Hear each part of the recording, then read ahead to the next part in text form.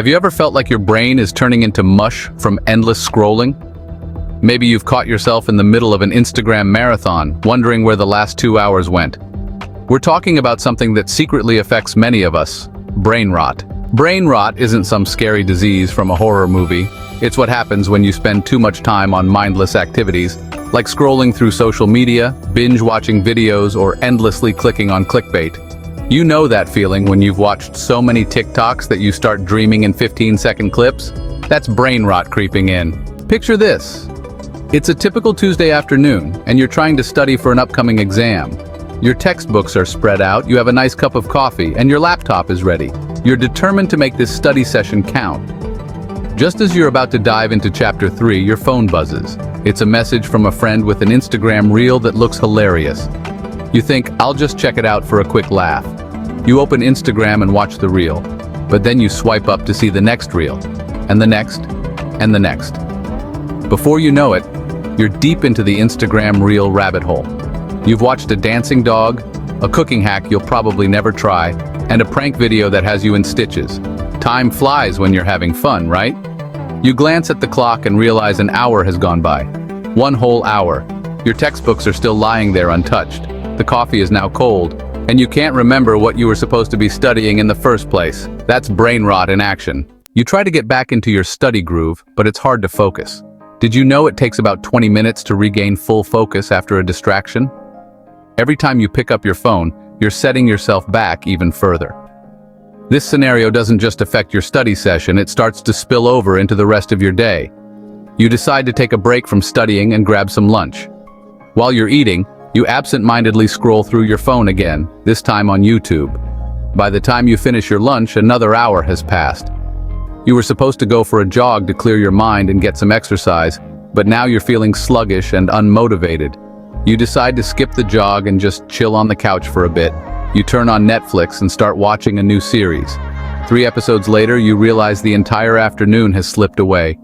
The next morning, you wake up feeling groggy. You didn't get enough sleep because you stayed up late trying to make up for lost time. You drag yourself out of bed, already dreading the day ahead, and the cycle continues. This might sound dramatic, but studies have shown that excessive use of the internet and social media can lead to cognitive overload. Our brains aren't designed to handle the constant barrage of information we get online. It's like trying to drink from a fire hose. Too much, too fast. Research indicates that heavy internet users show less activity in areas of the brain associated with decision-making and impulse control. This means that spending too much time online can actually change the way your brain works, making it harder to think clearly and make good decisions. Additionally, people who use social media excessively tend to have higher levels of anxiety and depression. Every like, comment, and notification triggers a release of dopamine, the same chemical that's released when you eat your favorite food or win a game. It feels good, so you keep coming back for more. But here's the catch. The more you use social media, the more you need to feel that same level of satisfaction. It's like a drug. Over time, your brain gets used to the constant hits of dopamine, and you start needing more and more to feel the same effect. This can lead to a kind of digital dependence, where you're constantly checking your phone, looking for the next hit. You start comparing yourself to others, thinking, why does their life look so much better than mine? Spoiler alert. It's not. People only post the highlights, the good moments. It's like comparing your behind the scenes to someone else's highlight reel. Social media is a master at destroying your attention span. Think about it. You're reading an article on your phone and a notification pops up. You check it, respond to a message, maybe like a couple of posts. And by the time you go back to the article, you've forgotten what you were reading.